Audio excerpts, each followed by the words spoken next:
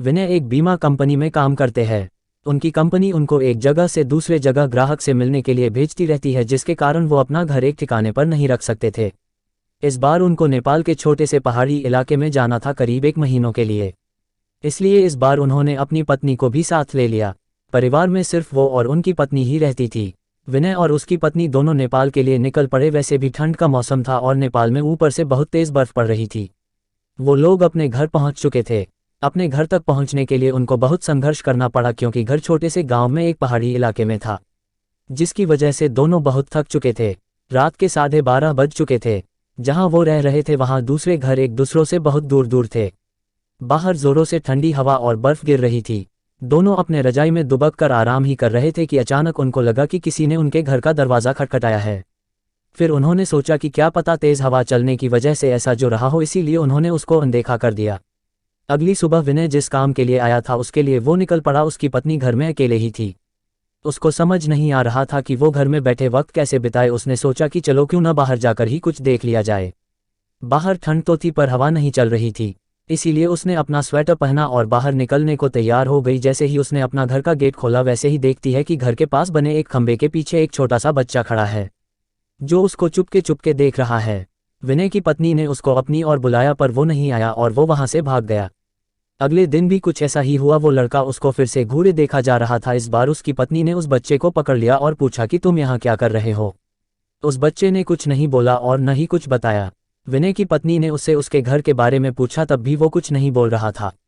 आखिर में उसका नाम पूछने पर उसने अपने धीमी सी आवाज़ में अपना नाम सूर्य बताया और फिर वहां से भाग गया। उसको उसका व्यवहार कुछ समझ नहीं आया। ये सिलसिला ऐसे ही चलता रहा। वो बच्चा रोज़ उसको खंबे के पीछे से निहारता रहता था। उस दिन रविवार की रात थी। दोनों घर में अंगीठी के सामने आग ताप रहे थे, क्योंकि बाहर की हालत बहुत खराब थी। इतनी खराब कि कोई थोड़ी देर के लिए बाहर निकल जाए तो उसकी जान चली जाए। अचानक दरवाज़ा किसी ने खटखटाया। उन दोनों को फिर से लगा कि शायद हवा की वजह से ऐसा हो रहा हो। तभी फिर से किसी ने दरवाज़ा खटखटाया। इस बार खटखटाने की आवाज़ साफ आ रही थी। ये आवाज़ सुनकर दोनों डर गए, क्योंकि इतनी रात को, वो भी जान ले लेने वाली ठंड में, आखिर कौन हो सकता है। दोनों केवल एक दूसरे का मुंह देख रहे थे। अचानक दरवाजे के बाहर से धीरे धीरे रोने की आवाज़ आने लगी। तभी विनय ने जोर से आवाज़ में बोला, कौन है बाहर। कुछ देर तक आवाज़ तो नहीं आई, पर बाद में एक धीमी सी आवाज़ आई, दरवाज़ा खोलो, कृपया करके दरवाज़ा खोलो, बहुत ठंड है। ये आवाज़ किसी छोटे से बच्चे की थी। तभी विनय की पत्नी को ये आवाज़ जानी पहचानी लगी। उसने कहा कि ये तो वही बच्चे की आवाज़ लगती है जो रोज़ घर के बाहर खड़ा रहता था। विनय की पत्नी ने कहा कि हमें उसे अंदर लाना चाहिए। वो भागते हुए अभी दरवाजे के पास जा ही रही थी कि अचानक उनके घर के फ़ोन की घंटी बाजी। फ़ोन एक पड़ोस में रहने वाली औरत का था, जिससे आज ही विनय की पत्नी मिलकर आई थी। विनय की पत्नी ने फ़ोन उठाया। वहां से उस औरत की आवाज़ आई, हेलो जी, मैं आपको बताना भूल गई थी कि अगर आपके घर के बाहर कोई भी दरवाज़ा खटखटाए तो उसको मत खोलना। विनय की पत्नी ने कहा कि अभी मेरे घर जे बाहर एक बच्चे की आवाज़ आ रही है जो दरवाज़ा खोलने को कह रहा है। तभी उस औरत ने कहा कि नहीं, आप बिल्कुल मत खोलना, वो असल में एक आत्मा है। यहाँ जब जब तेज़ आंधी और ठंड पड़ती है वो तब तब सबके घर के बाहर जाता है और दरवाज़ा खोलने को कहता है। वो ठंड का बहाना बनाता है और दरवाज़ा खुलवाने की कोशिश करता है। अगर कोई गलती से भी दरवाज़ा खोल देता है तो वो अगले दिन बर्फ़ में दबा हुआ मिलता है। ये सुनते ही जैसे उनके पैरों से ज़मीन ही खिसक गई। वो सोचने लगी कि जो बाहर दरवाज़ा खटखटा रहा है वो असल में एक आत्मा है। उन्होंने ने दरवाज़ा नहीं खोला। अगले दिन ही वो दोनों भागकर पड़ोसी के पास गए और पूरे मामले के बारे में पूछा। उस औरत ने बताया कि इस गांव में एक परिवार रहता था। पहाड़ टूटने की वजह से उस परिवार का विनाश हो गया, बस एक बच्चा बच गया। वो दूसरों के घर जा जाकर खाना मांगता। एक दिन बहुत ज़ोरों से बर्फ़ की आंधी पड़ रही थी। वो दूसरों के घर के बाहर दरवाज़ा खटखटाकर घर के अंदर आने को गुहार लगा रहा था, पर किसी ने भी उसकी गुहार नहीं सुनी। ठंड की वजह से सब अपने घरों में दुबके हुए थे। कल सुबह होने पर उस बच्चे की लाश बर्फ़ में अकड़ी हुई मिली। आज भी कभी भी ज़ोरों से बर्फ़ की आंधी आती है तो उसकी आत्मा सबके घर के पास आती है और गुहार लगाती है। ये सब सुनकर दोनों हैरान रह गए। लेकिन वो वहाँ 1 महीने जब तक रहे तब तक 3-4 बार उनके साथ ऐसा ही हुआ। लेकिन विनय का काम खत्म हो जाने पर वो वहाँ से चले गए। पर विनय की पत्नी में दिमाग में एक रहस्य हमेशा बना रहा कि उस घटना के बाद जो बच्चा उसे रोज़ घर के बाहर दिखता था वो कभी नहीं दिखा। हम कई बार आत्मा के बारे में सोचते हैं, आत्मा के बारे में जानना चाहते हैं। कई सवाल होते हैं हमारे मन में कि वाकई आत्मा होती भी है। होती है तो हमारी आत्मा किस तरह की है, लेकिन कुछ ये किसी तरह का कोई झूठ या भ्रम नहीं है कि बहुत सारी बातों के जरिए हम अपनी आत्मा के बारे में जान सकते हैं। ये भी कि हमारी आत्मा किस तरह की है, क्या उसकी उम्र उतनी ही है जितनी हमारी शरीर की, या फिर हमारी आत्मा की, या फिर आत्मा की उम्र उस उम्र से अधिक है जो शरीर की है। क्या आपने कभी सोचा है कि आपकी आत्मा किस तरह की है? क्या आप और लोगों से अलग महसूस करते हैं या व्यवहार करते हैं? पढ़िए 11 बातें और जानिए कि क्या आपकी आत्मा एक ओल्ड सोल बूढ़ी आत्मा है। 2. आत्माएं, पिशाच और प्रेत पूरी तरह स्वतंत्र हैं। वह किसी को ना तो दिखाई देते हैं और ना ही उन्हें कहीं भी आने जाने से रोका जा सकता है। वह जब चाहे इंसानी दुनिया को अपना ठिकाना बना सकते हैं और अगर कोई उनकी राह में बाधा पहुंचाने का काम करता है तो वह उसे अपने उद्देश्य में सफल नहीं होने देते। खंडहर हो चुकी इमारतों और श्रापित जगहों पर तो रूहों का कब्जा होता ही है, लेकिन इंसानी जीवन का अंतिम पड़ाव कहे जाने वाले कब्रिस्तान में इनका आना जाना कुछ ज़्यादा होता है। वह मुर्दों के शरीर के पास घूमते हैं, उनके शरीर को घंटों निहारते हैं और चैन की नींद सो रहे उन शवों को जो भी परेशान करने की कोशिश करता है वह उसकी ज़िंदगी को जहन्नुम से भी बदतर बना देते हैं। ऐसा ही एक स्थान है लंदन का एक कब्रिस्तान, जहां वैम्पायर अर्थात पिशाचों ने अपना डेरा जमाया हुआ है। लंदन स्थित हाईगेट कब्रिस्तान में स्थानीय लोगों ने हर रात पिशाचों को अपना डेरा जमाए देखा है। वह रात के समय खून की तलाश में इधर उधर घूमते हैं और अपनी राह में आने वाले हर इंसान को अपना भोजन बना लेते हैं।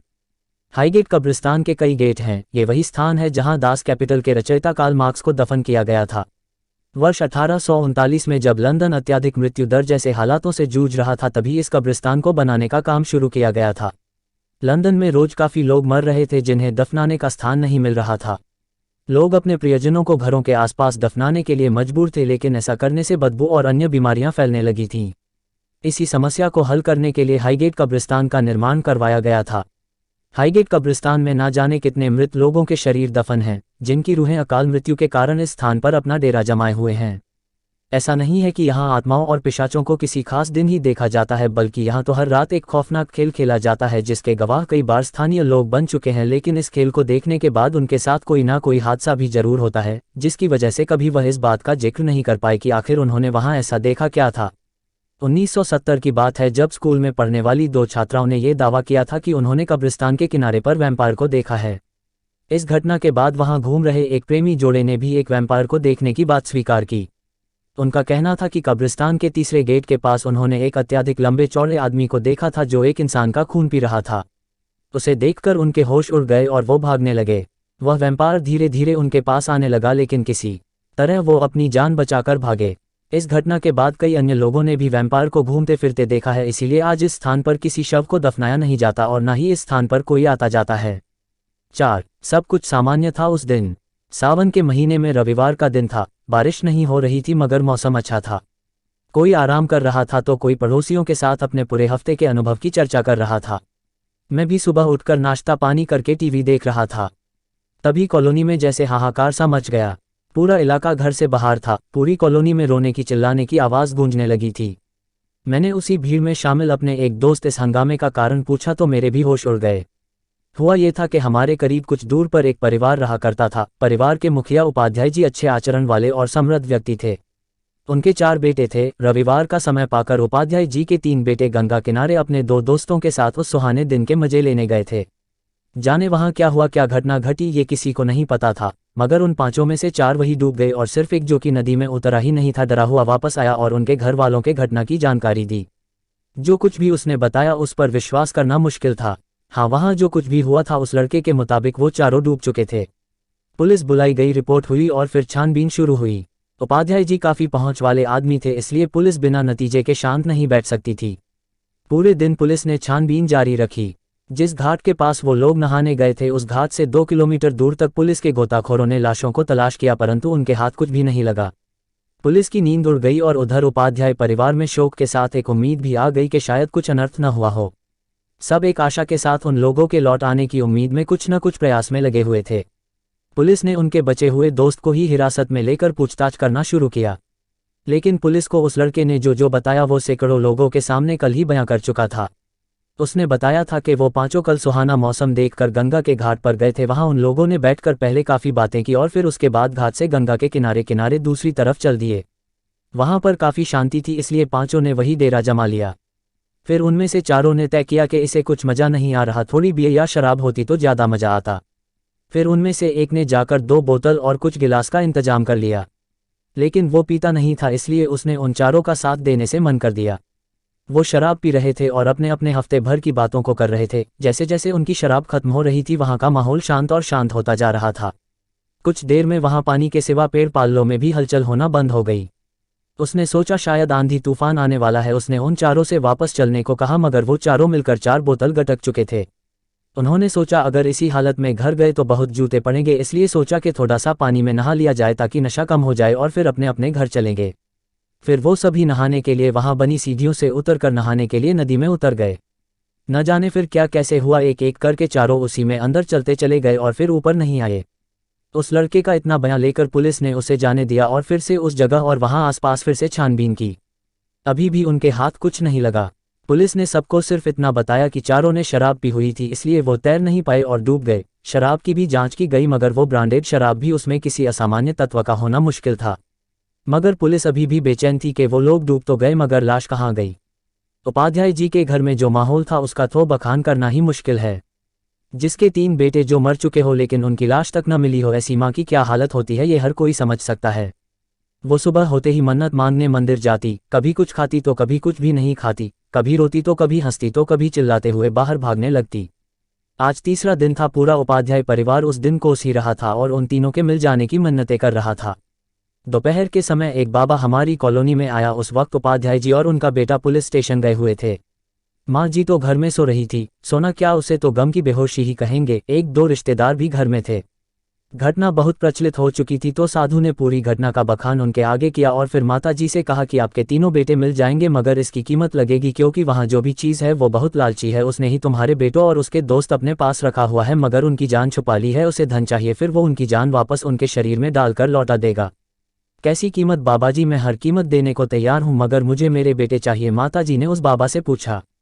ये सारी बातें उन दोनों के बीच अकेले में चल रही थी, क्योंकि बाबा ने ही कहा था कि वो ये बातें सिर्फ माताजी से करेगा।